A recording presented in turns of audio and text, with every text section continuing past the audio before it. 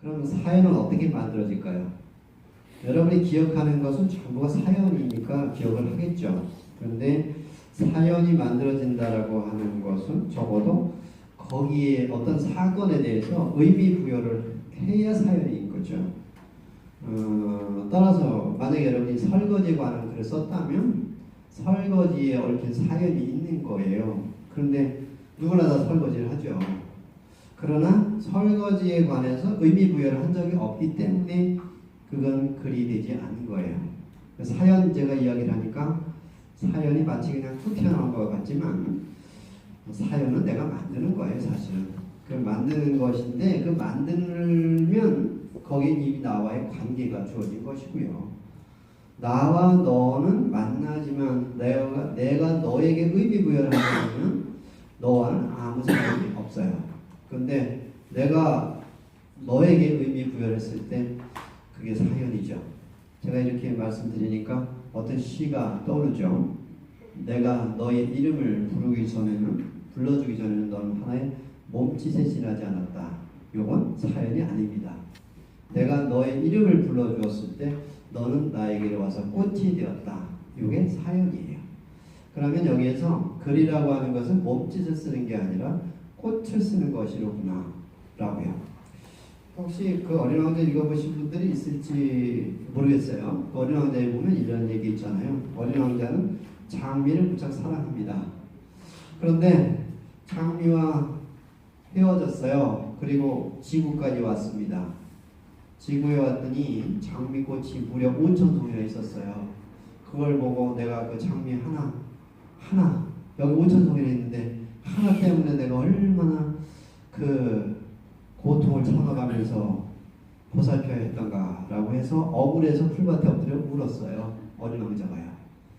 여기 5,000송이나 장미가 있다니 나는 왜 하나의 장미에 얽매여가지고 그렇게 힘들게 그런 걸 들어줬을까라고요. 그리고 여우에게서 사랑하는 법을 배웠죠. 거기서 뭘 배웠냐면 길들임의 미학을 배우죠. 길들여진 것이라고요. 거기에서 그걸 배우고 나서 어린 왕자는 장미에게 다시 가서 이렇게 이야기해요.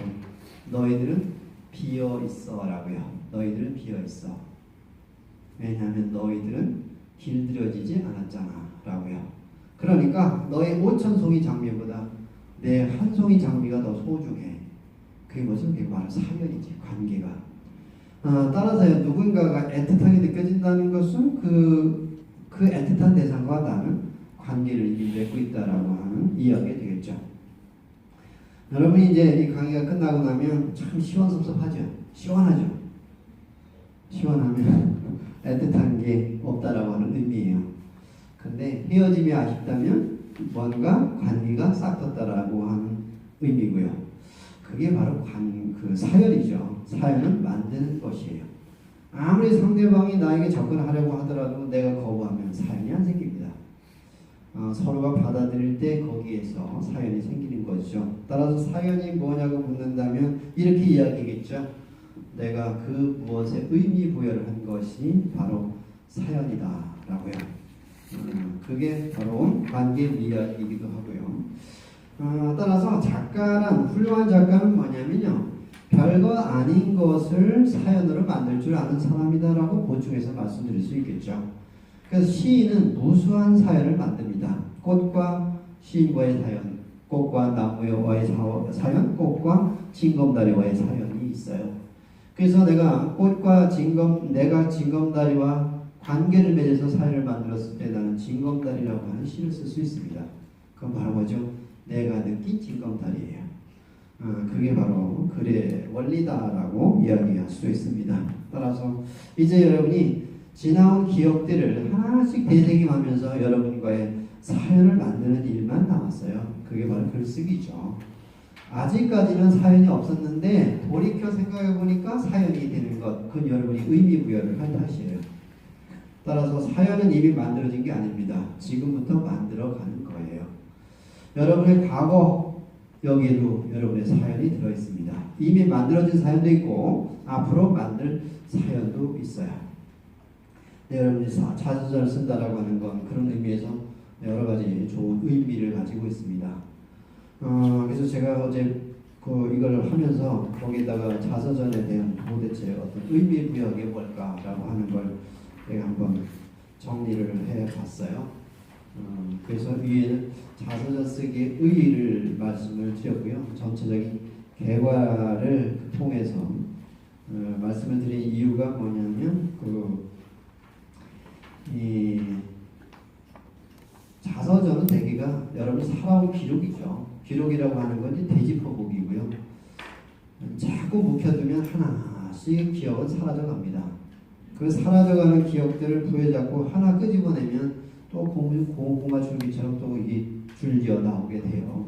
그래서 자서전을 쓰면 좋은 점이 바로 과거를 반추할 수 있다라고 하는 점이 좋고요. 두 번째로 그 반추하다 보면 기억력이 새로 더 떠오릅니다. 기억하려고 노력하지 않으면 점점 이 뇌는 퇴화하게 돼 있어요. 때로 여러분들이 잊어버린 어떤 때는 조금 전까지 생각나는데 갑자기 생각 안 나는 경우 있죠.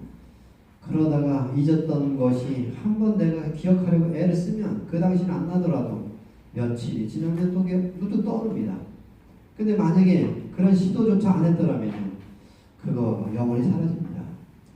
그러니까 기억이란 시도하는 것 자체가 중요해요. 근데 글쓰기는 기억을 되찾으려 시도하는 일이거든요.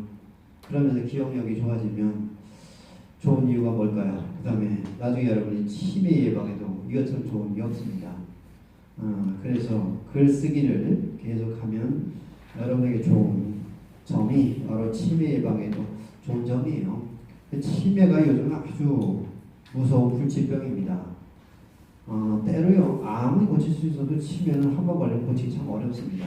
그 예방을 해야 돼요. 예방을 해야만이 안 고칠 치매 걸리지 않는데 요즘은 치매가 점점 심해지고 있어요. 왠지 아시죠? 전부 기억하려고 애를 안 써요. 생각하려고 애를 안 써요. 기억하려고 애를 안 쓰니까 이 머리가 할 일이 없어져요. 할 일이 없으면 뭐가 생기죠? 머리에 근육이 안 생겨요. 머리도 근육이 있게 만들어야 이놈의 머리가 좀 건강합니다. 무릎 아프다고 운동을 전혀 안 하면요. 관절이 아파서 점점 더 못 움직입니다. 조금 아프더라도 조금 견디면서 아주 무리하지 않는 정도로 계속 운동을 해줘야 이게 무릎이 근육이 생겨서 좀 더 걸을 수 있는 것처럼 머리도 마찬가지라고 해요. 저는 전문가는 아니지만 그런 것처럼 뭔가 생각을 하고 좀 골치가 조금 적당히 아픈 거 이거 바로 여러분의 머리 건강에 좋은 일인데 바로 이 자서전 쓰기야말로 머리를 쓰는 일이잖아요. 그래서 치매 예방에 좋은 겁니다. 근데 언젠가부터 우리가 스마트폰을 쓰면서 전화번호도 제대로 못 외워요. 때로는요 마누라 전화번호도 몰라가지고 한참 헤맬 때가 있습니다. 이게 정말 문제죠. 그렇지 않나요? 애들 전화번호 제대로 다 외우시는 분 몇 분이 될까요? 참 어렵습니다. 그렇죠? 옛날에 안 그랬잖아요. 적어도 전화번호 100개 정도는 넉넉하게 암기하셨을 분들이에요. 그만큼 요즘은 젊은 사람들 중에서도 치매 환자가 늘어난다라고 하는 무서운 상황이 벌어지고 있습니다. 그런데 여러분이 이게 자서전을 쓰겠다라고 모이신 것 자체가 의미 있는 일입니다. 자, 자서전을 쓰겠다고 모인 것 자체가 뭐라고요? 의미 있는 일이다라고요. 그럼 이게 뭐죠? 이게 사연이에요. 이게 정말 의미 있는 일이다라고 생각하면 자서전 쓰기라는 글을 가지고 주제를 가지고 글 앞에 쓸 수 있지 않겠어요? 그게 바로 사연 만들기다라고 이야기할 수 있고요. 그래서 여러분이 그 자서전 쓰기를 한번 해보셨으면 해요. 그 중간 부분에 한 네 번째 문단에서 거기 한번 보죠. 살아온 이야기를 하나씩 들춰 쓰면 잃어버린 과거를 다시 생생하게 살려낼 수 있다는 점, 그죠? 그럼으로써 기억력을 향상시켜서 치매 예방에도 도움이 된다는 점, 마음에 담아두었던 이야기를 꺼냄으로써 자기 치유도 된다는 점이 좋은 점이다라고요. 그 쓰는 방법은요, 테마별로 쓰는 방법이고 주제를 정해서 두 번째 이제 연도별, 가장 많이 쓰는 게 연도별입니다. 그렇죠? 연도별. 세 번째로는 거주지별, 네 번째는 주제별로 쓸 거리를 나누어서 쓸 수 있습니다. 이렇게 일단은 쓸 거리를 나눠라라고 하는 말씀 드리고 싶고요. 그 다음에 자신에게 영향을 미친 부모, 형제, 스승, 친구, 이웃들의 이야기도 좋다. 그러나 그 이야기의 최종 주인공은 자신이어야 한다. 라고요. 그러니까 나와 관계를 맺은 거라야 절절해요. 기왕이면 우리가 절절한 사연을 쓰려면 최종의 주인공은 자기 자신이라는 걸 잊지 않았으면 합니다. 자신의 기대와 꿈 그리고 존경하는 사람과 그 이유 감명 깊게 읽은 책 또는 영화도 좋다. 재미있거나 의미 있는 사건다운 사건을 쓴다. 거기에 교훈적인 내용을 담으면 좋다라고요. 가장 인상적인. 그래서 여러분 글 쓰실 때 뭘 쓸까라고 고민하지 마시고 초등학교 다닐 때 나에게 가장 인상적인 이야기 1, 2, 3 이렇게 한번 메모해 보시면 좋겠고요. 아니면 가장 그때 가장 슬펐던 일 몇 개, 그 다음에 가장 기억나는 또는 뭐 이런 식으로 한번 여러분이 나눠서 사건을 정리해 보셨으면 해요. 그렇다면 이렇게 하게 되면 여기 처음은 뭐냐면 의미가 있는 사연을 쓰게 되는 것이죠. 사연이란 바로 가장 멍한 데서 나오는 거니까요.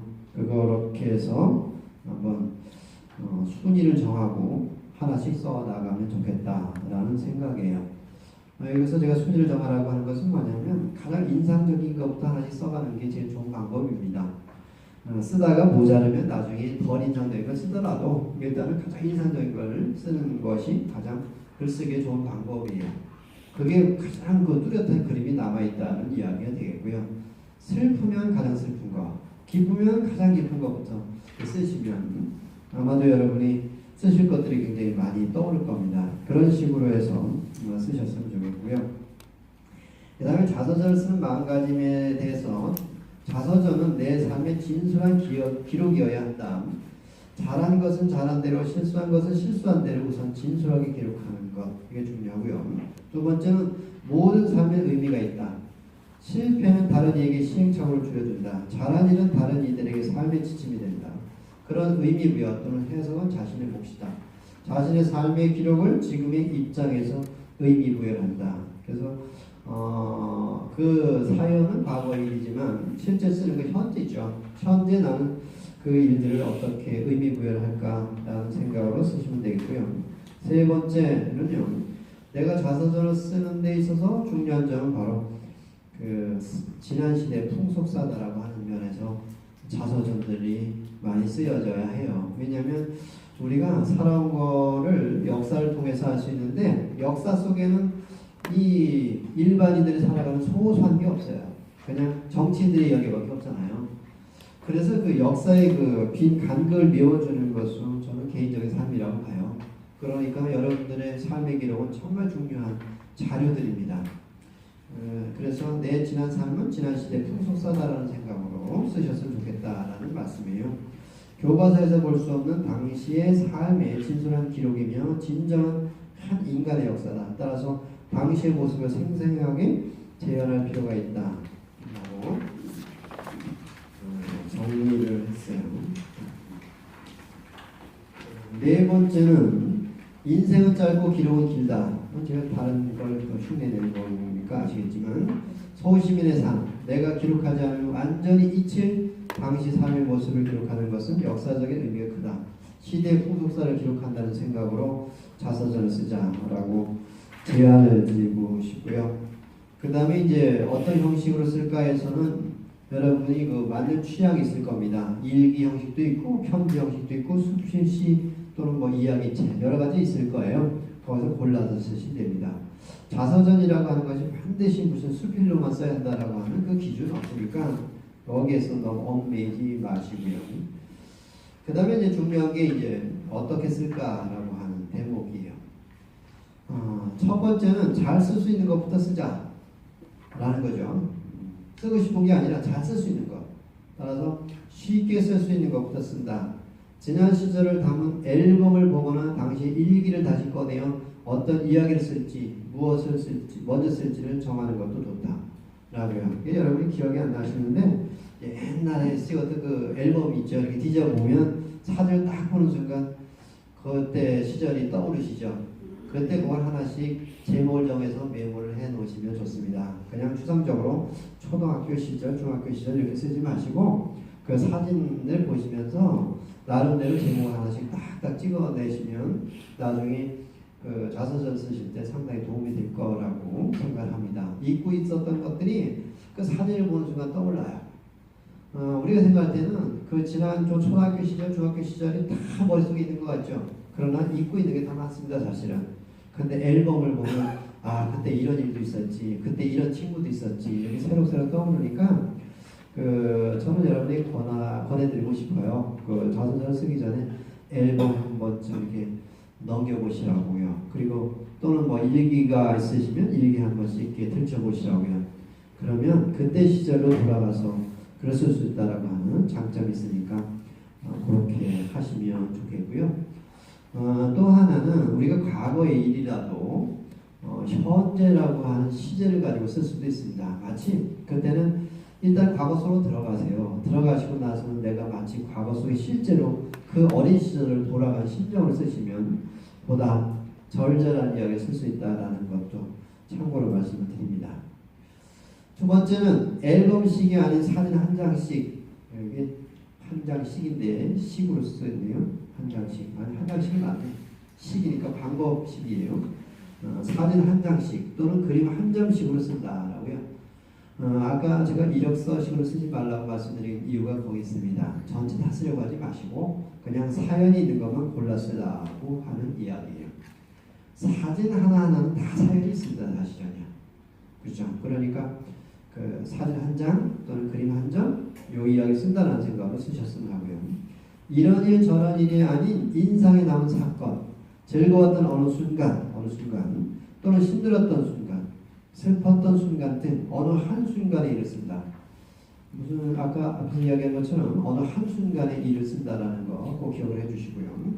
그 다음에 세 번째는 사건만 소개할 것이 아니라 사건의 내용을 실감나게 체험을 못한 사람도 사건 현장에 참여하는 느낌이 들겠습니다. 즉 당시의 상황으로 돌아갔다고 생각하면서 쓴다라는 이야기 되고요. 네 번째는 문장은 짧게 생동감 있게 명확하게 주어와 수어와 보어의 조음을 먼저 살핀다.